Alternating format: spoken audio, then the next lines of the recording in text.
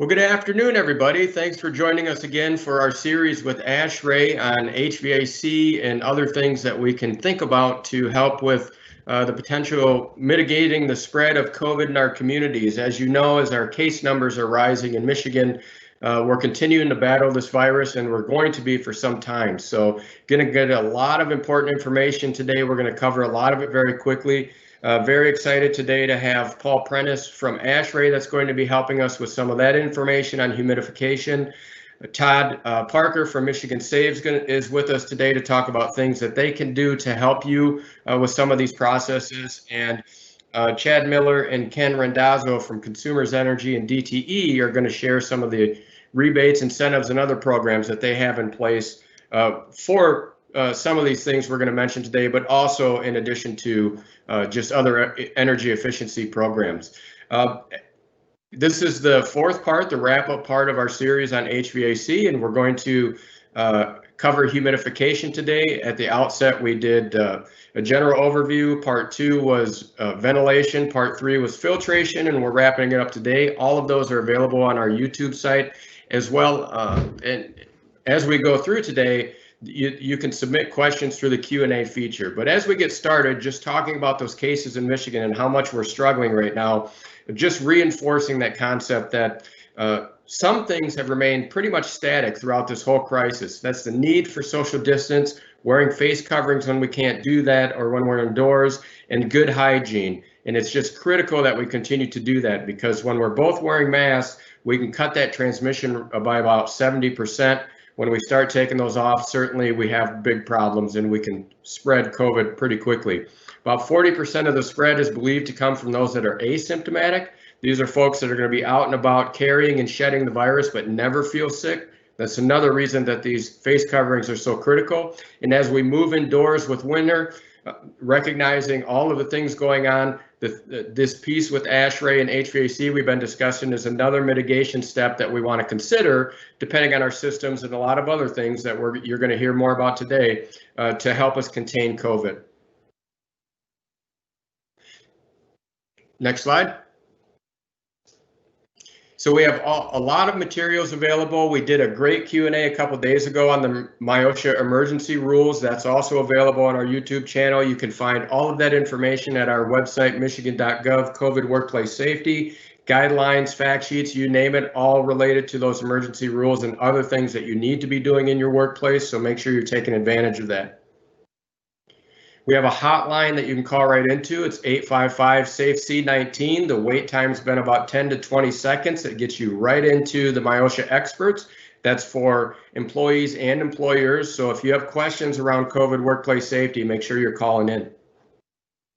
A lot of great links there, including to the My Symptoms app, which can help you do those daily health screenings that are required for employees and contractors. Makes it electronic, makes it easy to track, makes it easy to use. And with that, I will I'm proud to introduce our speaker from that's going to teach us about humidification, Paul Prentice. Paul Prentice is a degreed engineer from the University of Michigan. He's been in the HVAC field for more than 35 years, and his specialties include humidification, boilers, pumps, and domestic water heating systems. For the last 15 years, he has been with the R.L. Deppman Company, where he helps design, engineers make good product application decisions. Paul is the past president of the Detroit chapter of ASHRAE. Currently, he is the chair of the Honors and Awards Committee and an active member of the joint Michigan chapters of ASHRAE COVID-19 Task Force. Thank you, Paul, for joining us today, and I'll turn it over to you. Thank you, Sean. Welcome, everybody, this afternoon. Hopefully, we can impart some knowledge onto you that'll help you in your maintenance of your buildings and how to open back up through this COVID-19 pandemic. 3 things that we want you to be able to take home from this presentation. One would be the fact that humidity does affect the transmission of the COVID-19 virus, and as well as other viruses.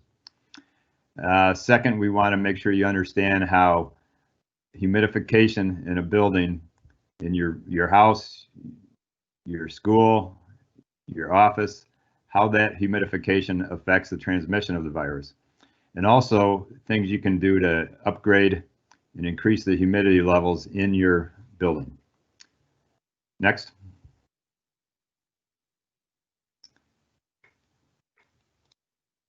Okay, because the COVID-19 virus has not gotten all the attorneys yet, I need to read this disclaimer. In light of available information and accepted industry practices, the COVID-19 task force members of the Detroit and Western Michigan chapters of ASHRAE have used their best efforts in the development of this information for the benefit of the Michigan public. However, we do not guarantee, verify, or assure that the safety or performance of any products, components, or systems tested, installed, or operated in accordance with these recommendations will be free from risk. Information on COVID-19 is emerging and rapidly evolving. The suggestions in this document should be considered along with the specific characteristics and requirements of your buildings, as well as all owner and occupant criteria in all state of Michigan and local health department orders. I want to add on top of that we want to make sure that you understand that suggestions that we make here are general suggestions, and wherever possible, you should consult your local design professional engineer that is experienced in HVAC applications to make sure you're making the right decisions. Next. Skip this.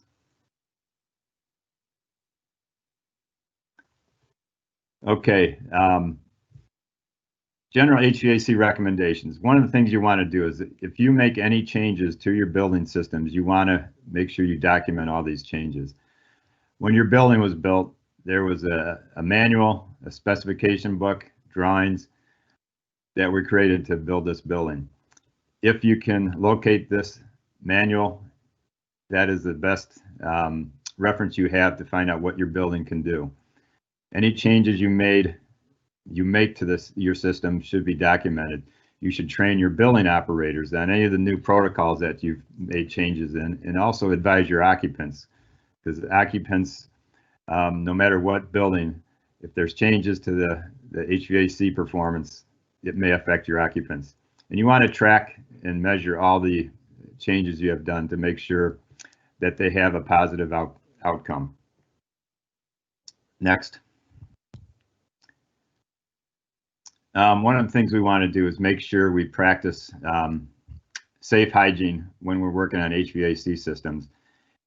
ASHRAE has a standard that you can reference, shown here on the slide.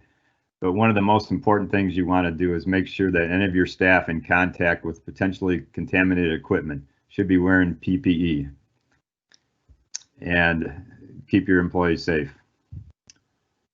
Next. No matter how you're going to vote next week, I think we can all agree that this COVID-19 pandemic really sucks.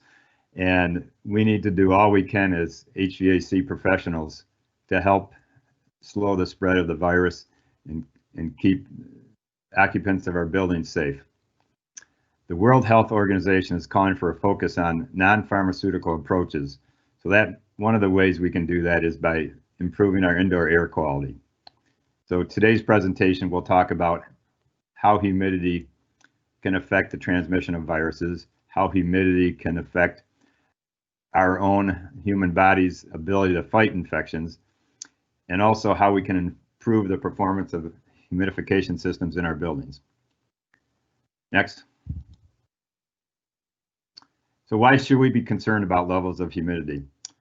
One of the reasons is because humidity directly affects the spread of these airborne viruses. Another reason is that humidity affects our body's ability to combat that, and I'll get into that in a little more detail. And humidity also affects the activity and the life of viruses. Next. Why is this so critical? This all started in hospital research, and this is not new. The link between humidification and transmission of viruses has been around for a while. Hospitals were the first areas that these studies were concentrated on because hospitals obviously carry patients that have suppressed immune systems, and they have a lot of viruses in the atmosphere. Another factor to consider for hospitals is that if a patient acquires a health care acquired infection, hospital-acquired infection, the hospital pays for any remedies that are needed to get the person back to good health. So it's a cost issue also for hospitals. Next. As I said, these studies with the link between humidity and transmission of viruses have been around a long time. One of the most important studies is the Sterling study that was published back in 1986. As you can see on the chart on the right, the left-hand column shows some of the factors that affect the quality of air. The second from the top, viruses, is shown. And what the blue band down the middle shows is the optimum range of humidity to combat these viruses. The larger the orange band, that is where the viruses have the least trouble multiplying and being carried around to infect other individuals. So also respiratory infections, as you see further down in the chart, the greater the humidity is, the less chance the respiratory infections have of spreading. So we find this optimum range of 40 to 60% relative humidity comes up in many studies and is well agreed upon between scientists and experts. Next.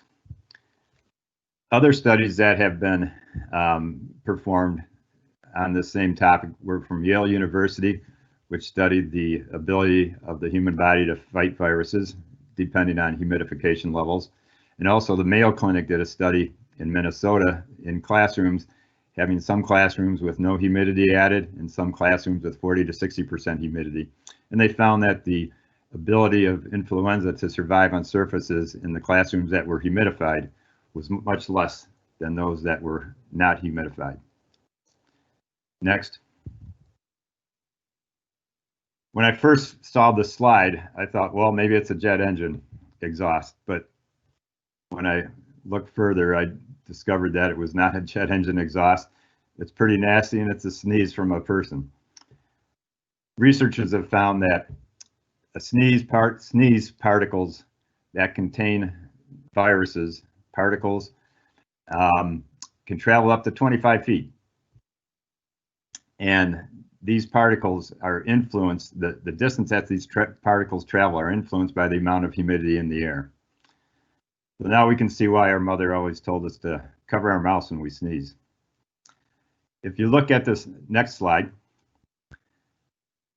this shows droplets of the virus in different stages. Over on the left, it shows the droplets of the virus particles that come from a healthy individual in well humidified air. These virus particles are coated with mucus and water, and this mucus and water weighs down the virus particles and cause them to drop to the ground fairly quickly.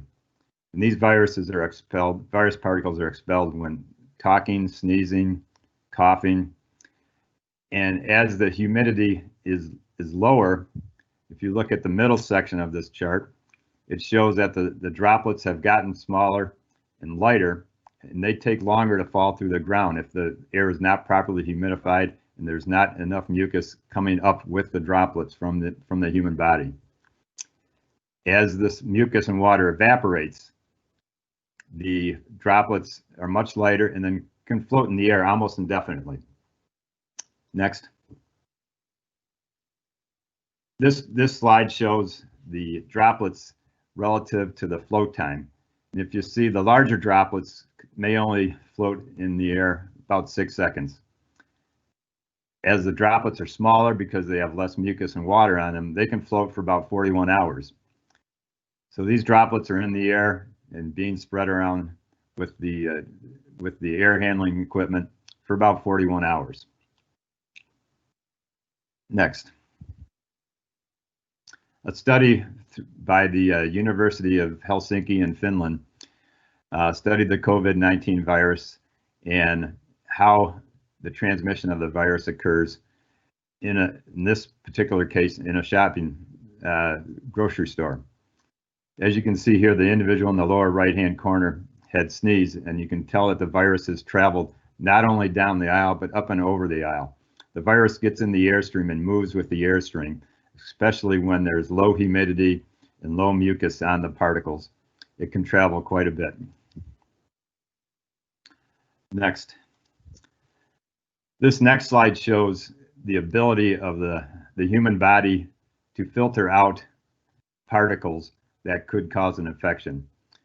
As you see up in the nasal passages, the larger particles can get filtered out, and this next smaller size gets filtered out by the trachea, and then it gets into the lungs, and only the smaller particles can get in the lungs. Next slide shows the self-clearance mechanism of the lungs. The human body has on its trachea and bronchia passages and in the lungs passages that have mucus in them, normally from a normal healthy body, and also there's cilia on the walls of these passages that act like a transport to get the mucus up and out of the person. And when these particles are breathed in by the individual, they stick to the mucus, and when that mucus when it sticks to the mucus, the cilia helps transport this mucus with the virus particles in it out of the body and keeps it out of the lungs. And again, this occurs in a healthy individual and when the humidity levels are high. When that humidity level dries up, there's less mucus to catch the particles and help transport that out of the body. Next. So this information is not just important for hospitals, but it's important for offices, schools, homes, assembly facilities, production facilities. We know that healthy employees pay dividends, and that healthy employees give you fewer sick days, reduce healthcare costs, and increase productivity. So it's important for everybody. What are some practical solutions to use to improve your humidity levels, increase your humidity levels in your building? Next, you may ask, why do you need to humidify outside air? Right now, maybe the air is 35 degrees outside, 50% relative humidity. If you're bringing 100% outside air into your building, you're heating that air up to 70 degrees. That same air will only have a humidity level of 14% RH once you heat it up. So that's well below the recommended amount of humidity to fight these infections. Even in a mixed air system where you don't have 100% outside air, the mixed air, when it's heated up, still drops below the level needed to maintain the proper humidity. Next. When your building was designed, it was designed to maintain a certain specific RH. Let's say, for example, in the chart over the right, your building was designed for 20% relative humidity. That design is based on the worst case weather, which would be maybe in this case a 0-degree day. And as we know, many days throughout the year are not at 0 degrees. So with these days that we're not at 0 degrees, that same system that provides 20% relative humidity on the worst case day can maybe provide 40% relative humidity for 48% of the days. If your system was designed for 30% relative humidity, and you would have 81% of the days that you can maintain 40% without making any changes in your equipment. So basically that's saying that there is normally some fat in the calculations to size these humidifiers when it is not a peak day of 0 degrees. Next, some solutions to add to your humidity levels. The upper right-hand corner shows an electric humidifier that you can hang on the wall in your room, bring water to it, bring power to it, and now you have humidification. Down below it shows a larger humidification system, and that can be used on top of your building with the air handling unit that feeds your building and humidify the entire building. Next. So this drawing shows the typical HVAC system in a building. Down on the bottom, you see a heating coil and a cooling coil and a fan. These components, as well as a filter, these components are usually in an air handling unit that's in a mechanical room or on top of your building. The piece of equipment between the heating coil and the cooling coil can be a steam distribution unit that helps disperse steam into your airstream. When these rooftop units, air handling units are designed, they're all designed to take into account the fact that they have a humidifier dispersion panel in it. And this will help humidify the whole building. If you don't have humidification in your air handling unit for the whole building, we can add what's called a trim humidifier or a booster humidifier that you see over on the right. These humidifiers are used to humidify specific rooms or specific groups of rooms. Those are easier to add to a system than adding a whole building humidifier, but both are available to increase the humidity in your building. Next. So you wonder, why can't we just turn up the humidifier? Well, we can't just turn up the humidifier without checking a couple things. Humidification systems have limits. One would be the wetting distance of the steam dispersed.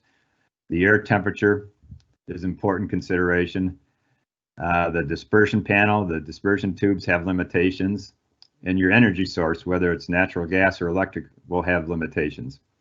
Another item we want to consider is condensation, particularly on windows, and specifically single pane windows in older buildings. Next. So you don't want your ductwork to look like this. Next.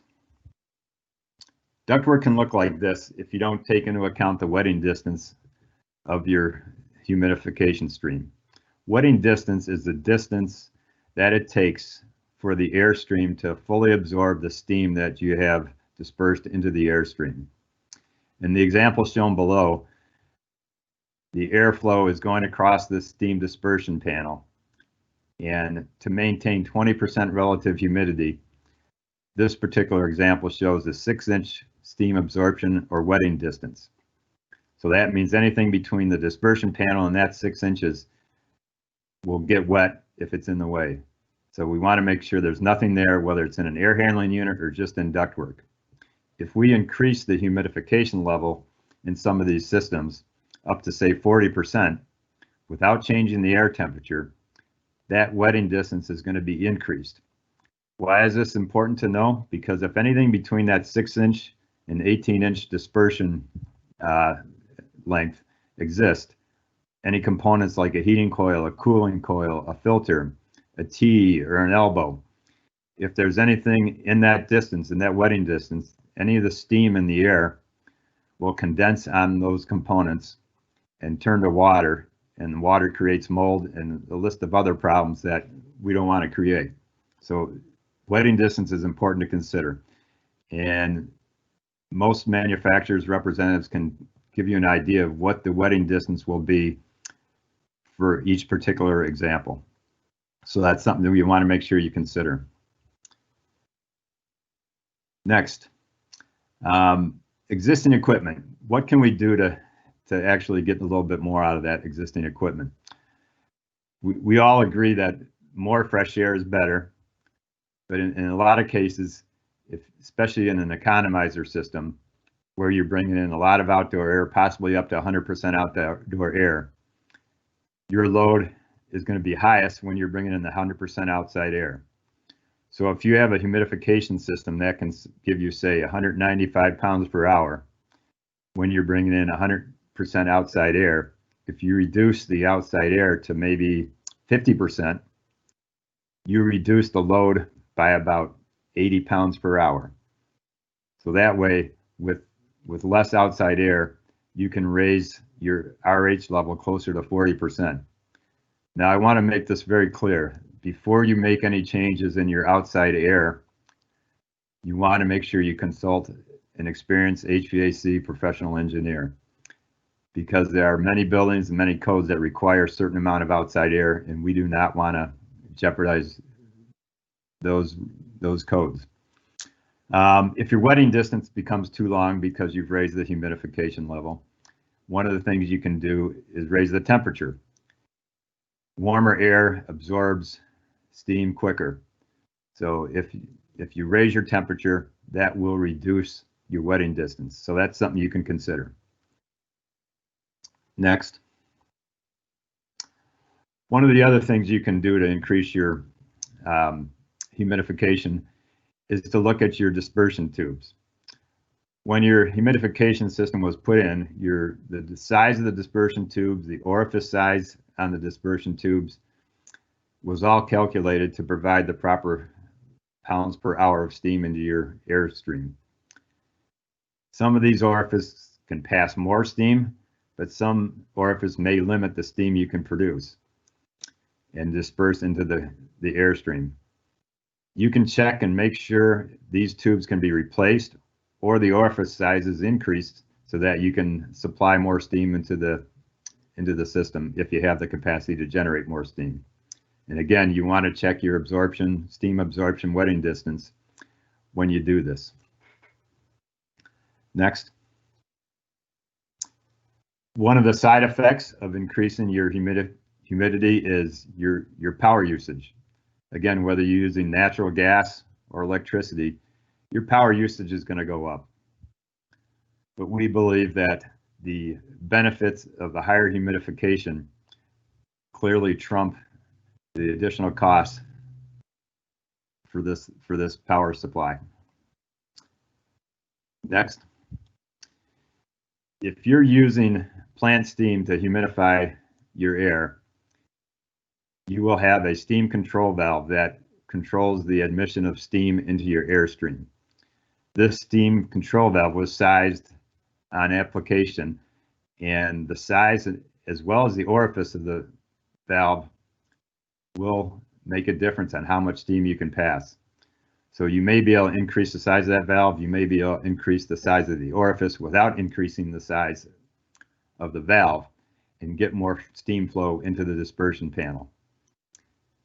Now, one thing you want to make sure you can check, you may be able to increase the size of the steam control valve, but your tubes and dispersion panel may not be able to handle that. So again, you want to check with your design professional engineer as well as your manufacturer's representative to see if this can accomplish any improvements. Next. So one of the downsides of additional humidification can be condensation on windows, specifically windows that have a low insulating quality. What happens is then the steam that's in the air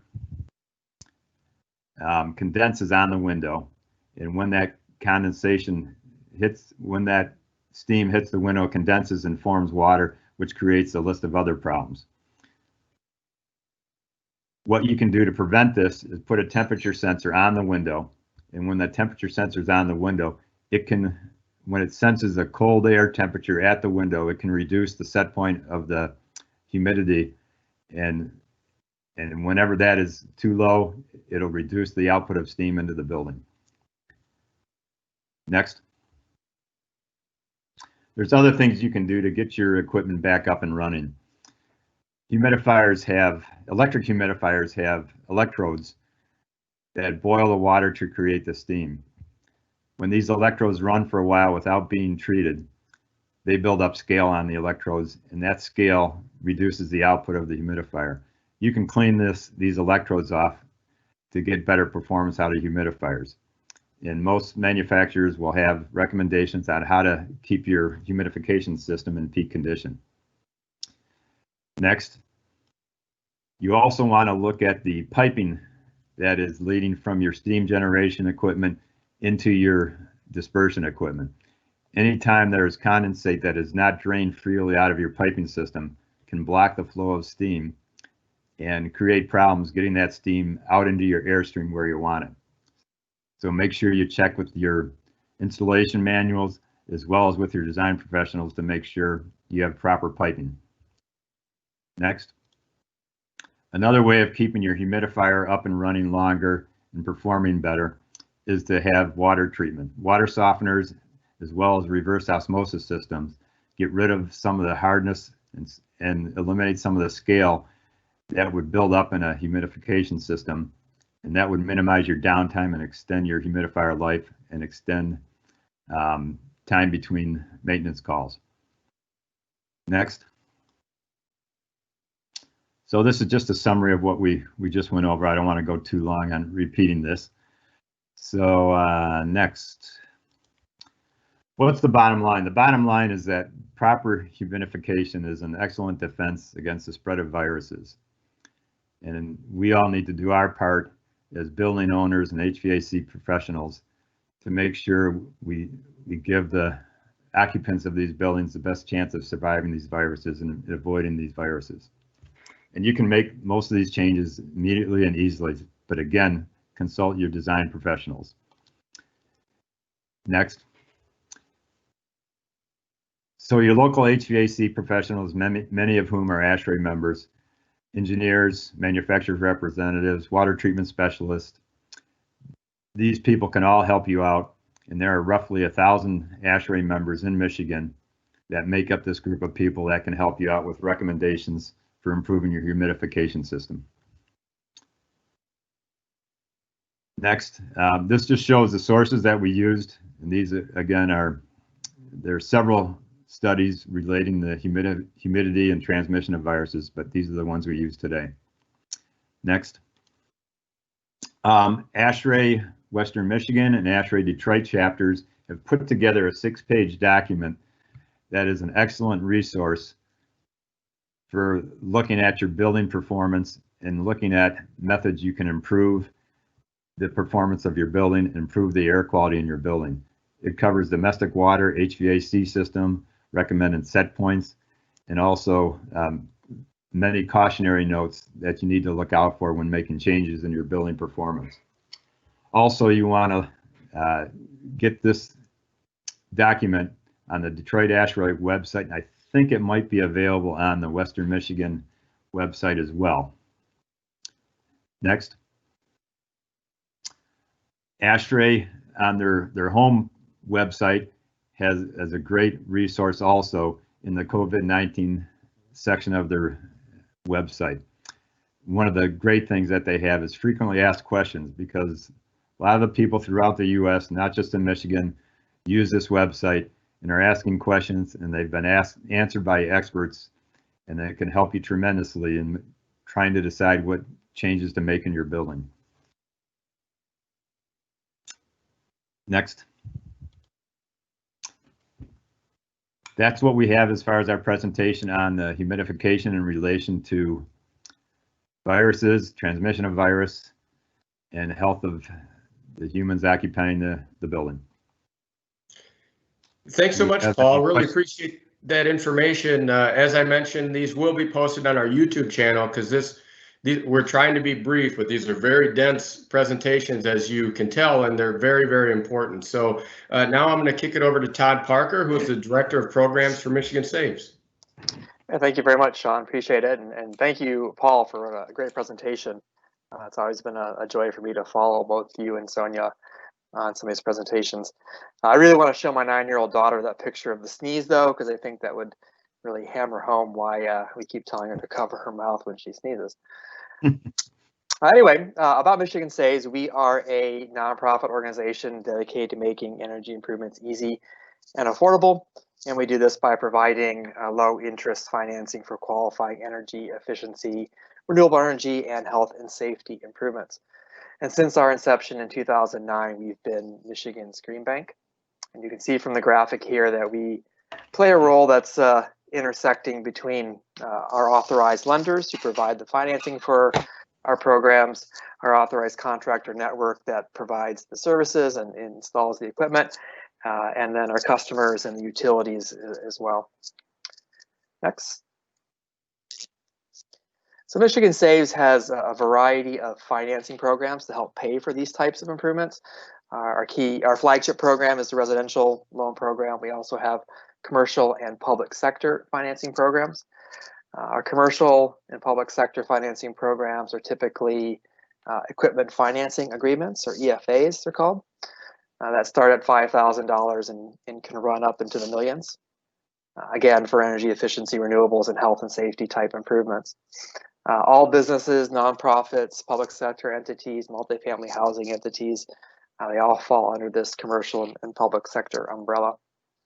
We have a really fast and easy turnkey process through our network of authorized contractors and authorized lenders.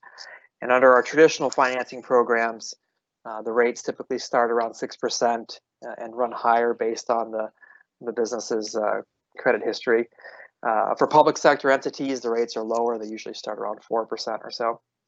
And then in certain areas and for certain types of improvements, 0% financing or 1.99% financing may be available.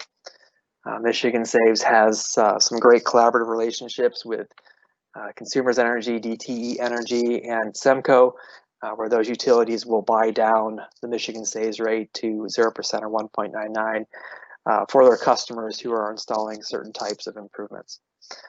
So if you'd like to learn more about that program, there's the link on the screen, or you can certainly contact us if we can get you more information about our financing programs. Next slide. So if you've been a regular attendee on this series and you've heard a lot of different improvements that you can make to optimize your HVAC systems, your air handling systems, to help improve indoor air quality. And a lot of what you've heard are measures and improvements that are really operational changes that have very little cost or no cost in some cases. For those types of improvements that have a cost, that's where Michigan Saves comes in, and our financing can be used to help you make those upgrades. You can see on the screen here, there are some typical upgrades you can make to your HVAC system to help improve indoor air quality and take any measures necessary to limit the spread of COVID and other viruses.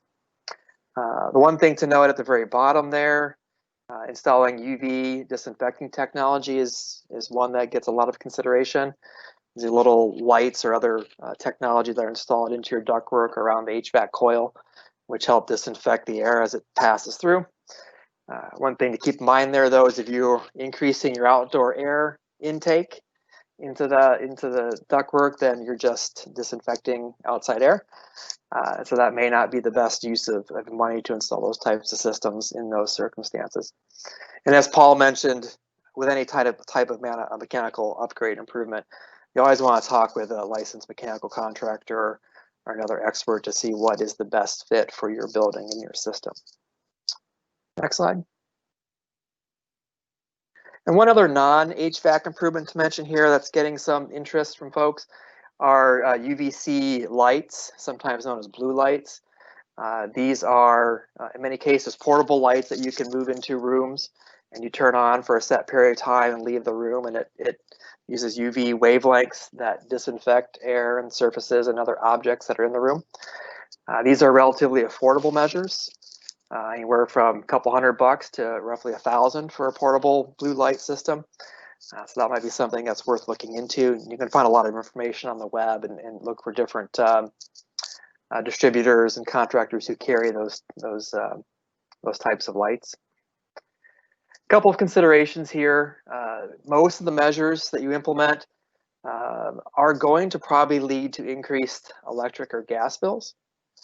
So these are not energy efficiency improvements when you install a lot of these health and safety measures, and many of them will lead to increased electric or gas bills. And also note that your HVAC system becomes less efficient as filtration increases. So if you start increasing the MERV levels of your filters, the system has to work harder to push air through that filter, and that, of course, is going to lead to higher costs. And then, of course, using energy for UV technology or using more of your HVAC system or energy to help condition outside air also leads to higher utility bills. So please keep that in mind when you're looking at these types of systems and consulting with your mechanical contractor when determining what is best for your building. Next. So if you'd like to learn more about Michigan Saves, our contact information is here. Again, happy to talk with you about our financing. Feel free to look us up on the web or just drop a note and we'll be happy to talk. Thanks, Todd. Appreciate it. Thanks so much, Todd. And now I'm going to kick it over to Chad Miller, who is the Senior Energy Efficiency Program Manager at Consumers Energy. Chad? Yeah, good afternoon. Thanks for having me.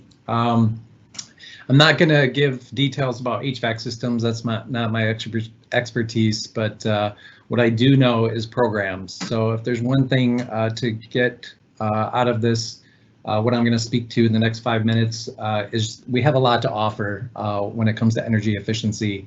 And thinking about updating your HVAC systems, just remember that your utilities have rebates for some of those measures. So with that, next slide. So one thing, if you're concerned about COVID and concerned about having outside individuals into your business, we do have a virtual coaching opportunity. This is where we would talk to you over the phone, get some information about your business, and then within that, provide you a report that would give you recommendations of how you could maybe improve your energy efficiency. Next slide. We also have a simple way to participate in programs through our online marketplace. Within the marketplace, you can think of it as a small Amazon. You can go in, you can order bulbs, you can order smart thermostats. We're currently giving away smart thermostats within 13 counties within the state of Michigan. If you would like to get on there today, you can use the code SB25 and get 25% off your first order. Next slide. In addition, we have My Business Rewards. That's an interesting portal that we created. It's a way to educate you about energy efficiency.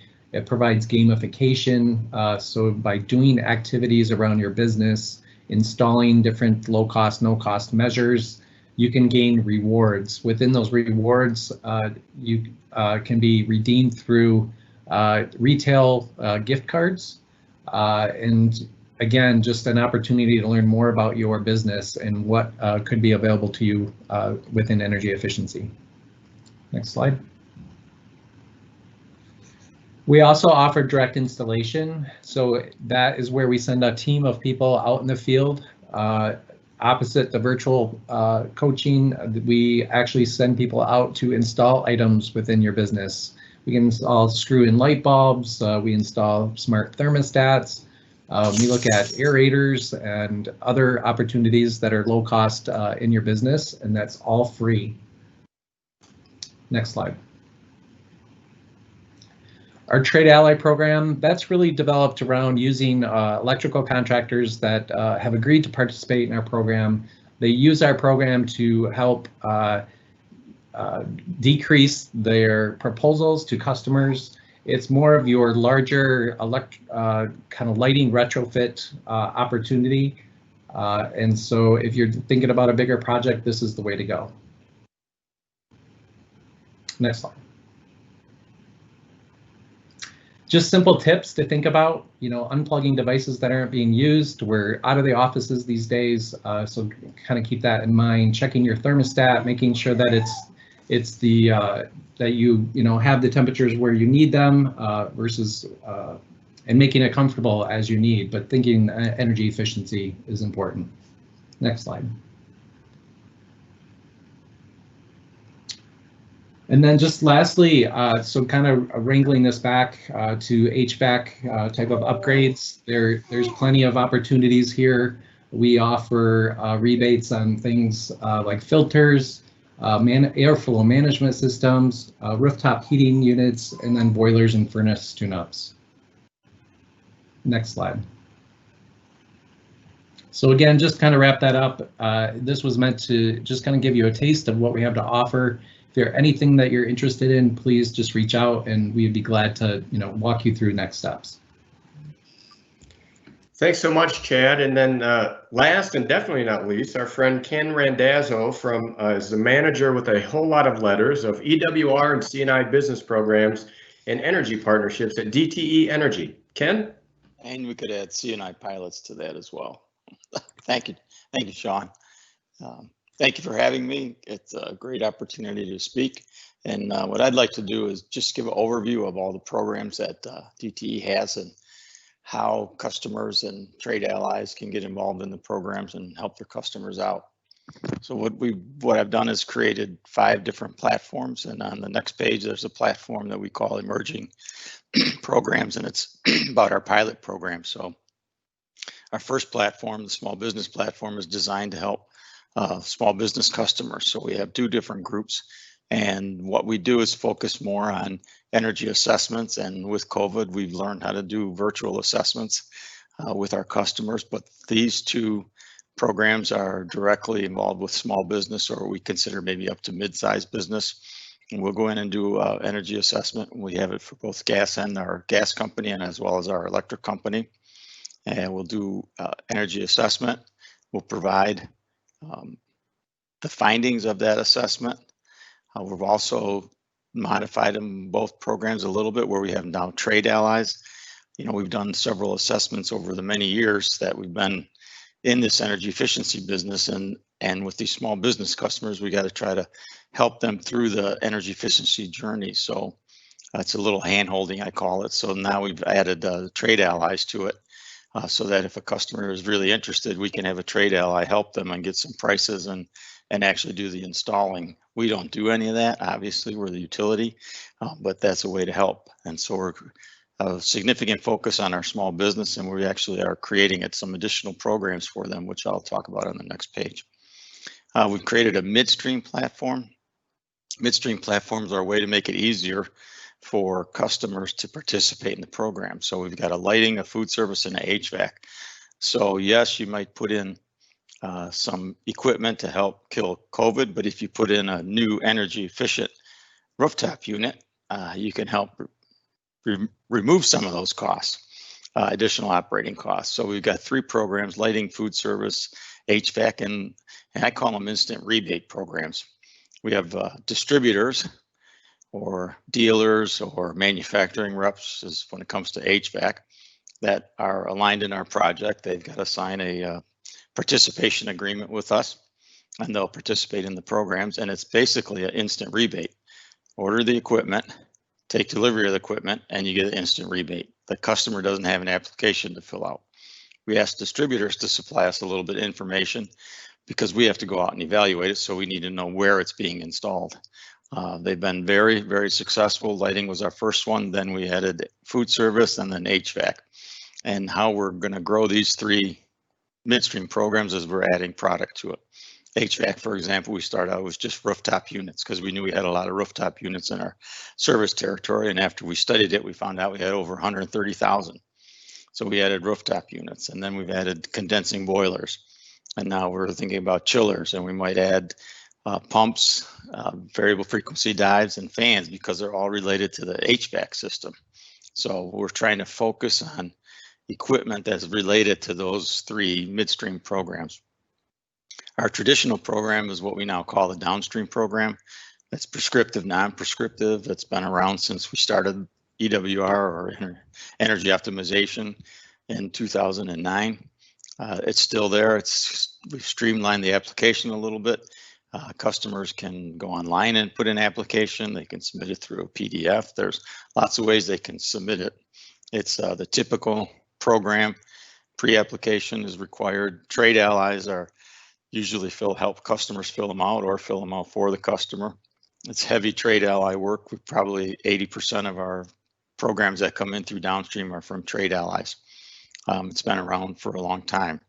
We've started an operational platform now, retro commissioning and strategic energy management, and those programs are targeted towards helping customers conserve energy.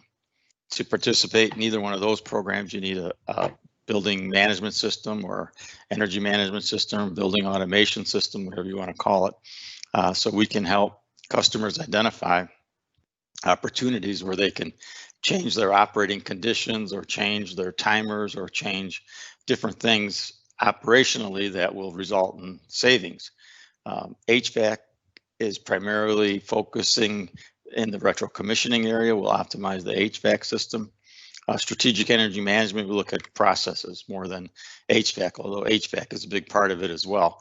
But if you get into the industrial locations, it's really process. And so we have different vertical markets we're focusing on in strategic energy management. We have hospitals and we've got industrials, and we're continuing to expand those.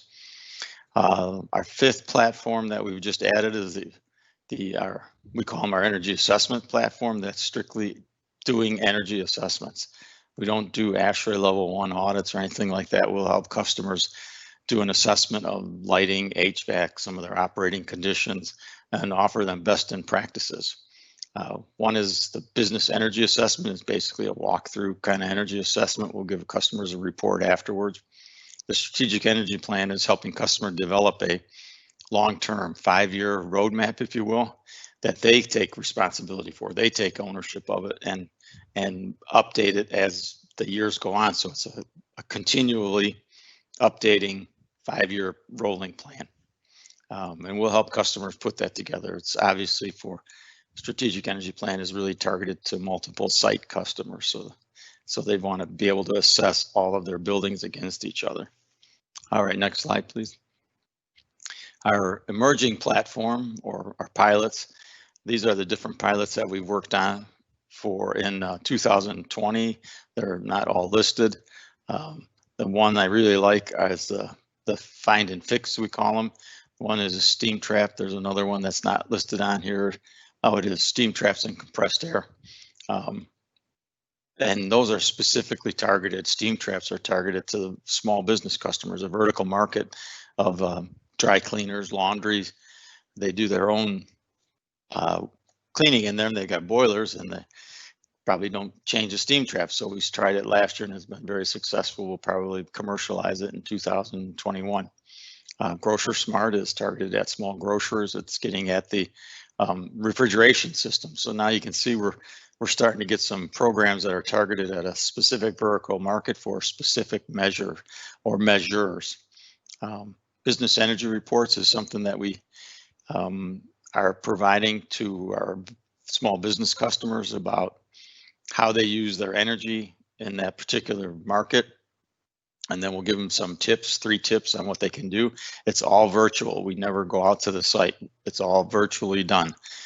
We mail it to the customers and then we give them some actions. They can contact us for a little detailed assessment. We started an online marketplace like Consumers Energy has. Ours is, we had a residential one. We're just starting the C&I one.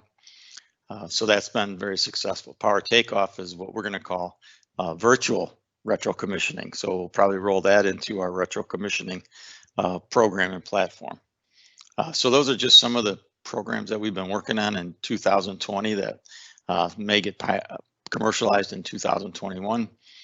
We have financing partners. You already heard from Michigan Saves. We'll work with PACE on projects, but we've done a lot of work with Michigan Saves over the last probably 6-7 years, I'm guessing. And then we've got some self-direct programs. Self-direct is basically customers take responsibility for their own energy efficiency program. There's lots of forms to fill out. There's a plan they got to submit, and it's very detailed, and it's only for a certain size of customers, actually. And then we've got our Energy Star retail lighting program. Going to any Home Depot and buy a light, and you'll see if it's DTE service territory, the rebate is instantly given to you on the shelf.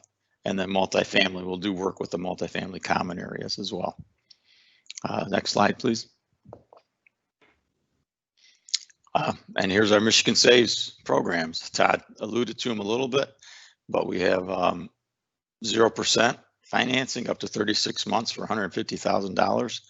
And then we've got a little bit longer term, 1.99% up to 60 months for $150,000 also. And as Todd alluded to, it's hassle-free, credit approved in 2 to 4 hours, available to DTE customers for prescriptive gas and electric projects. And you can do custom as well, which is and it includes basically everything. Anything in our downstream platform basically is eligible for the financing program. So you really got to go through downstream to get the Michigan Saves financing. And with that, I think that's my last slide. I want to thank everybody, and I'll turn it back over to Sean. Thanks so much, Ken. I think a lot of good information today. We're only going to have just a few minutes for some questions, but we'll do our best. And I believe we normally submit any questions we don't get to over to ASHRAE. If they can, they'll help us out and get some answers back to you. So Erica, if you want to jump in with any of the questions we've received. Sure thing. First one is from Bill. All supply and return air grills are located in our building ceiling. What can be done to ensure contaminated air is not passing over workers, cubicles, or in our retail branches? Sonia, do you want to address that one? Sure, I can talk to that question a little bit.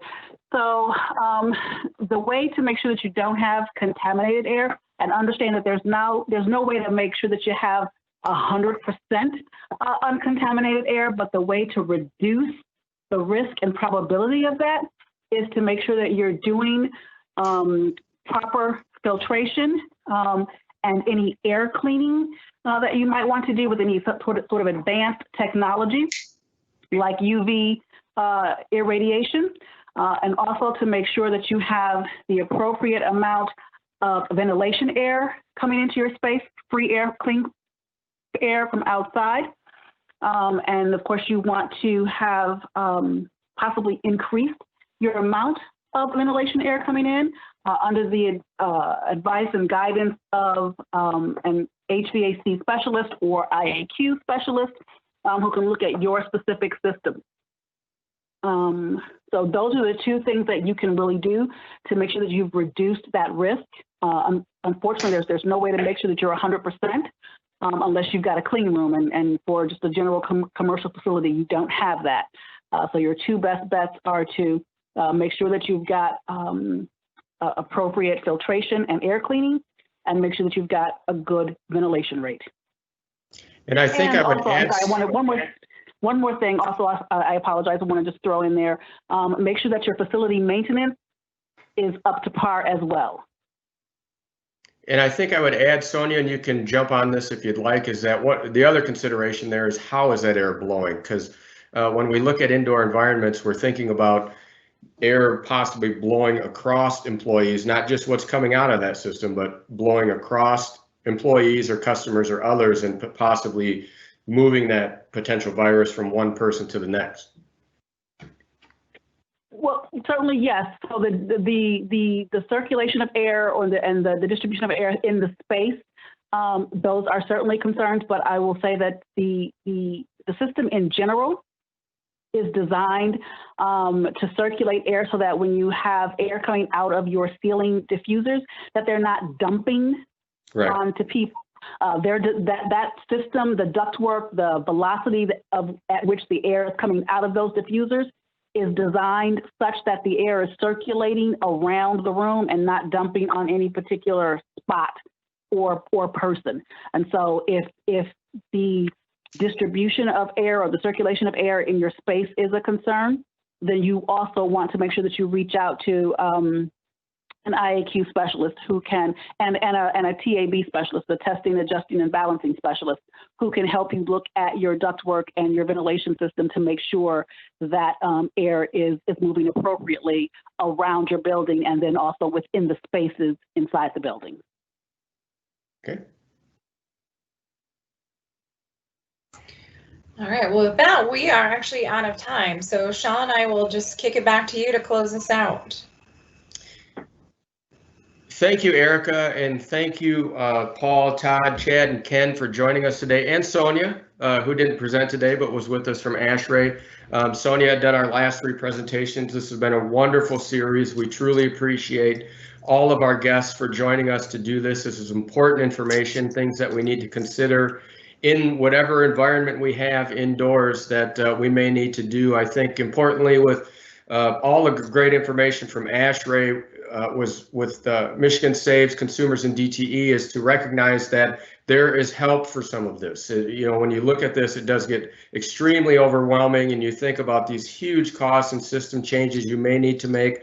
There are smaller things that you can do. And as Sonia has said so many times, make sure you're checking with your HVAC technicians to make sure your system can allow certain changes, because you may not just be able to add a higher filter, or air circulation can have other impacts. So make sure you're thinking about those things, but don't don't let yourself get overwhelmed. Make sure you're reaching out and taking advantage of the tools that Michigan Saves Consumers and DTE have to offer, and Semco that wasn't with us but is involved with Michigan Saves on a lot of these types of things. And, you know, we have to keep this moving forward as it gets cold. Humidity drops, as Paul discussed today. That's something we need to think about. So we're all fighting to contain COVID. I appreciate you joining us and taking the time. Great attendance today. These will be on YouTube. Make sure you continue to follow ASHRAE as they update their COVID information. And we really appreciate you, and thanks for joining.